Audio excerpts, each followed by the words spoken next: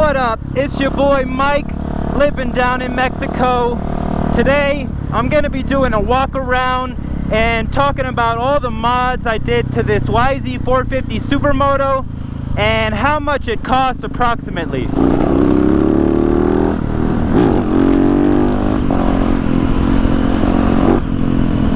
And you guys, I can't believe it, but the other day I looped on my pit bike of all things.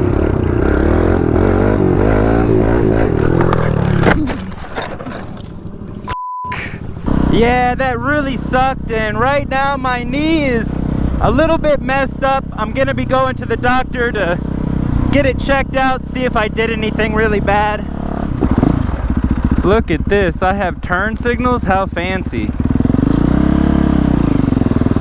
So I'm not gonna be getting too crazy on this bike today.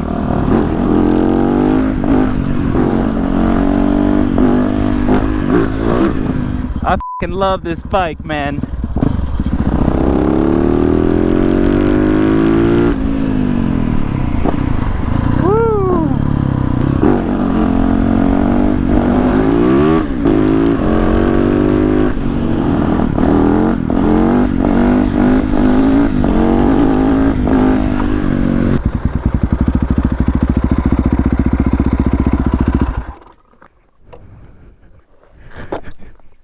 And right before we jump into this video, I want to give a huge thanks to all you guys who checked out the time-lapse video for this bike. It's going absolutely viral.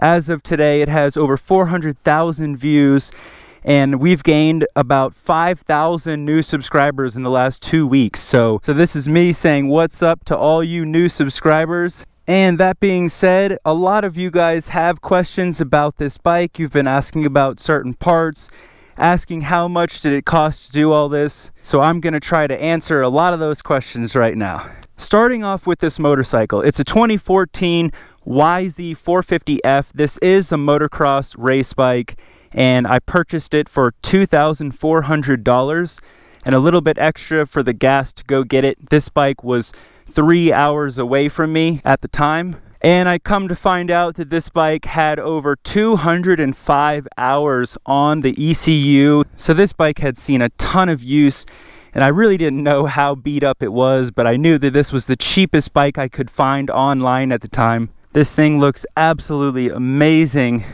and I wanted to get out here with a little bit of sunlight so that you guys could really see this powder coat here, because it's a two-tone powder coat. It has a silver sparkle base layer with a transparent blue over top, but they really pop in the sun. This bike was rebuilt from the frame up. Every component on the motorcycle has been disassembled and replaced, all the seals and the bearings, and just freshened all up around. Now the next major expenses are going to be the actual Supermoto conversion parts, which are going to be these wheels, the brakes that you see, different sprocket. We also have lights. There are turn signals. I added a key switch ignition, and we have this vapor fan installed. So there's a lot of extra things that you may or may not want to do for a Supermoto. So back at the time, I had, I don't know, 12,000 subscribers, and I said, heck yeah, I'm gonna go for it. And I asked TokyoMods Racing if they wanted to be a part of this project and sponsor the build, and sure enough, Jeff over there agreed and was very enthusiastic about helping me with this project. So I was able to save some money on these wheels and brake setup and all of the stuff that I got from him. So that's where I'm going to start with right now. These are the Warp 9 Elite Supermoto wheels. They come with the hub, spokes, and the rim, a complete wheel ready to go. I had the spoke nipples anodized in blue and the hub anodized in blue, and this is actually flow yellow powder coat that they did on the rim. And you can actually get your wheel set up in any color combination you want. There's so many options, it almost makes it hard. And you guys, I have videos talking about all of these parts and mods individually if you want to check them out later. This is just an overall of the whole bike. And also from TokyoMods, we have these Slide Moto Pro sliders. This one actually just pops in here and expands into the fork leg, and the one over here replaces your axle nut and actually threads on. So really nice design. It doesn't have a rod that runs through like some other ones do. And back here they just replace your axle blocks, and these sliders are very easily removable, which makes it very nice if you do crash. Originally I was just going to get the street brake conversion, which would upgrade the rotor and you would relocate your stock caliper along with a master cylinder upgrade. But we decided to ball out on this build and we got the Moto Master Racing Brake Kit. It comes with this 320mm brake rotor, which is so thick, you guys, and it works amazing, paired up with this 4-piston caliper, which is incredibly strong. We have the Moto Master steel braided brake line, and finally up here it finishes off with the Moto Master master cylinder. And the best thing about this lever is how much modulation it has. There's so much feel and it's very touchy, a little too touchy, but the overall performance of these brakes is incredible. Also in the back here we have the Moto Master wave rotor along with Moto Master GP style brake pads. Now these brake pads are meant for street use, so they are designed to work great on these Supermotos, and we have them up here in the front caliper as well. I installed these little Acerbis fork lug protectors because underneath these were all scratched up, and now it looks real nice with this black cover on. The bike has a full Sycra black power flow kit.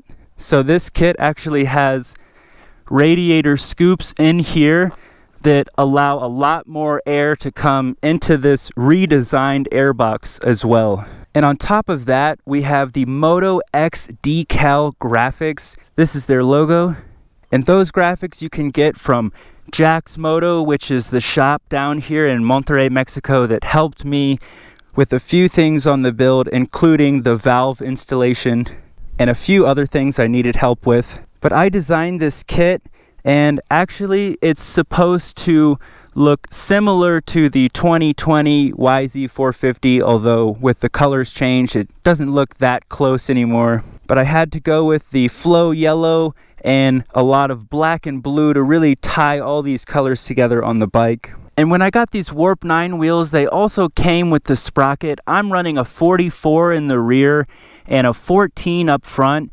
And I gotta say, this is a really nice combination. I think if you want to do a little bit more stunt riding, you might want a 47 or a 48 in the rear. But this bike rides really fast with this gearing, and it cruises at speed very well too. As far as the suspension, I rebuilt the front forks completely, polished up the lower tubes, fresh fluids, seals, and bushings for all of the front fork assembly, and I just stiffened it up using the clickers and adding some heavier weight oil.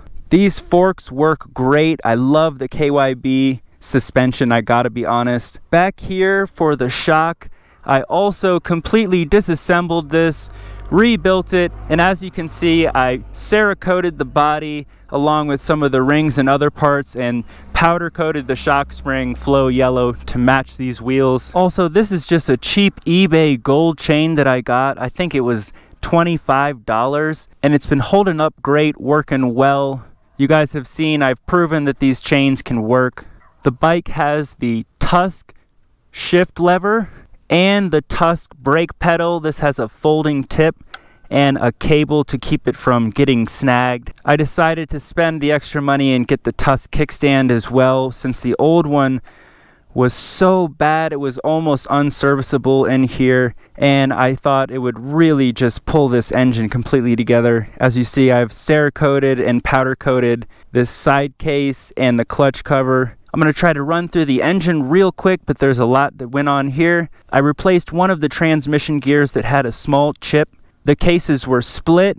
All of the bearings and seals were replaced. I used Hot Rod's bearings for all of the bearings, and a Hot Rod's crank was installed in the engine. For the piston, I used a JE piston, and those are easily the nicest pistons you guys can get for your motorcycle. We installed all stainless steel Kibble White valves and valve springs in the head. As you can see, I powder coated the valve cover as well up there.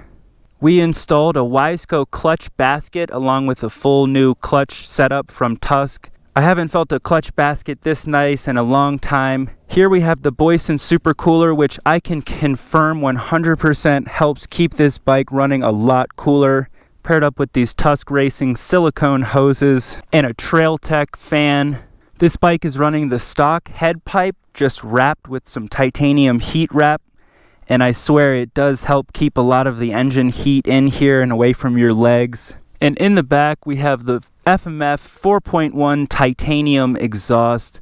So this part actually came with the bike, and I just cleaned it up, serviced it, repacked it, made it look as good as I could, and we put a Warp 9 exhaust slider on there. Also got that from TokyoMods Racing if you guys are interested in picking those up for your Supermoto. More Cerakote was done on the calipers and the caliper brackets, the master cylinders and cap. This is actually a pro circuit suspension link, but it was so faded, the anodizing on it looked so old that I decided to Cerakote it as well. So if you're wondering the colors, this is blue titanium and this is graphite black. We have the MotoMaster rear brake line as well, and these brakes are just outstanding. I've never felt such smooth brakes and brakes that you could really control the pressure on them so well. However, I have not raced this bike on a track, and I can't speak for how much they fade or if they do at all, but for me, it's definitely overkill. These brakes work so good for ripping around on the street. I put this Moose plastic skid plate on here, which I really like. It's extremely lightweight and has tons of coverage. On a Supermoto, you might not need it, but I like that it keeps a lot of mud and dirt from getting in the engine all the time. So up here I'll talk about the controls that we have. These are the Tusk handguards that I had powder coated, or I powder coated rather. And these are bar end sliders that I picked up from TokyoMods as well. These things are great. They fit right over any handguard and just add another layer of slide protection. We have the Tusk clutch lever, and this clutch is so light. It's so smooth. I love it so much. We have the Tusk Enduro light control kit right here, and we're running the Tusk Enduro lighting harness for this bike. I got these real sleek turn signals for the rear that we just mounted up to this cheap brake light that I got from Amazon. You can see they just screw in on the sides, and this is a super clean look. If you're planning on scraping this bike, you might want to change that. And up front I went with the bigger style clear LED turn signals, which we have mounted up to this custom light bar mount that we made, which is really just 3 flat pieces of metal that we bent into basic bracket shapes. And I have this LED bar from Amazon. It's made by Nightlight, and you can get 2 of them for like $30. It's a really good deal, and they are so bright. As mentioned before, this is the TrailTech Vapor. This thing is awesome. I have a temperature sensor in one of the radiator hoses. It's right up in there, you can't even see it. So that gives me my engine temperature. The TrailTech fan also reads temperature, but from the radiator, and I found that this computer is a lot more accurate. It also has an RPM gauge and obviously gives you your speed using this wheel sensor down here. And the way I like to install it is by cutting a little notch in here and drilling it in there and cutting the bolts on the back very short so that it won't rub on the fork leg. This key switch ignition I added. It's made by Sick Ass Racing. Great name, by the way. But this bike is not capable of being started without this key turned on. So just another little safety feature to add to this bike. But I always use brake disc locks as well, front and rear, and now with the key you couldn't really move the bike or start it, but I guess you could just pick the bike up and put it in a truck. So that's the best I got for theft protection. It is a Supermoto. These bikes are very easily stolen. I'm sure you guys realize that. Here's another cool custom Supermoto feature. This axle slider we got from TokyoMods Racing. It drills into the swing arm, but you can replace this part as the chain wears away on it, and it's going to keep your rim back here looking nice. Chain isn't going to rub on your tire or your rim ever.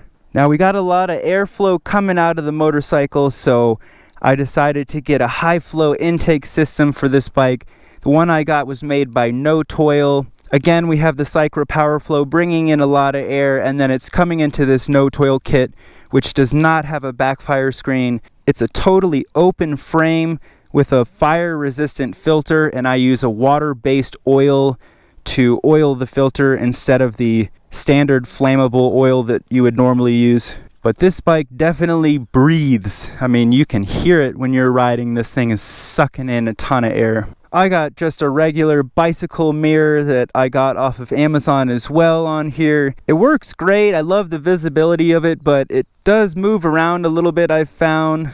Not the worst. And again, I had to have Thrill Seekers do the seat cover for this build. All black instead of all white like on the CR. This time we got the custom Full Throttle FILMZ logo on there, which looks so freaking sick. I also have these frame grips that are made by Attack Graphics, which is just Rocky Mountain's company.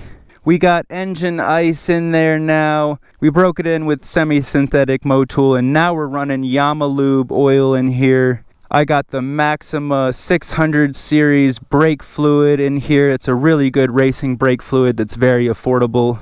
We also got the Trailtech kickstand.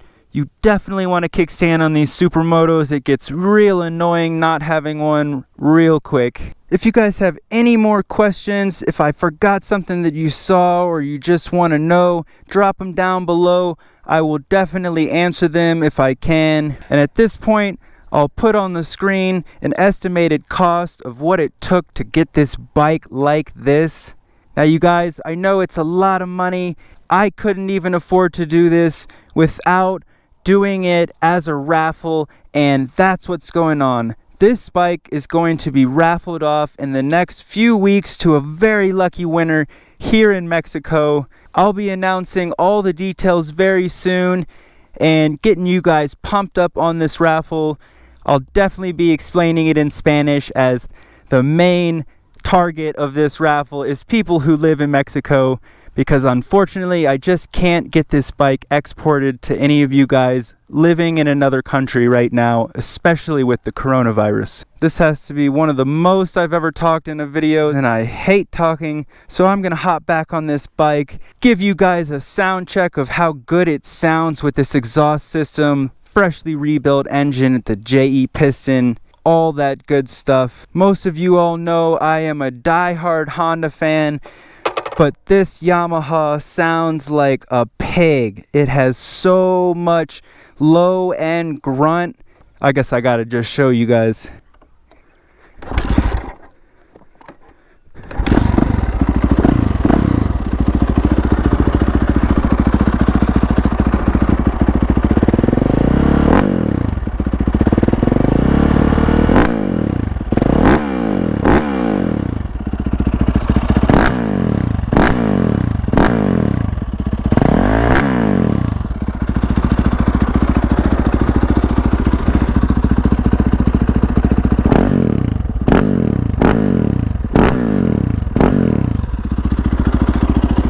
Super crispy.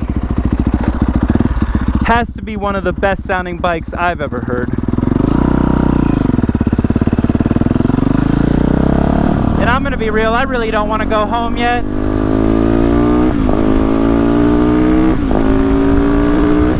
This bike is so gangster, and I can't freaking wait for whoever wins it.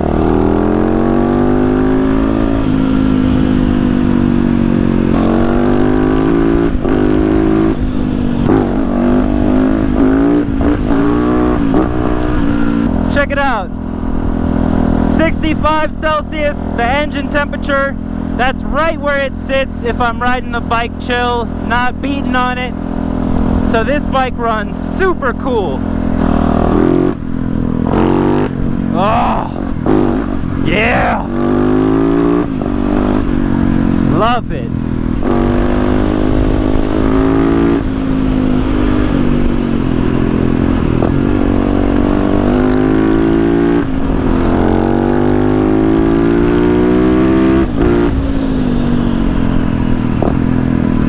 Yeah, she gets up and goes.